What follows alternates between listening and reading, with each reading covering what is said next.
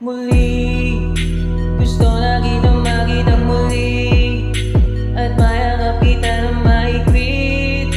Hanggang ngayon dumamdama pa rin itong sakit. Kasalanan mo, ako ay nagsisisi na malaman mo siya ang aking napili. Kaya ngayon ikaw ay naipit, umiyak ka pa rin.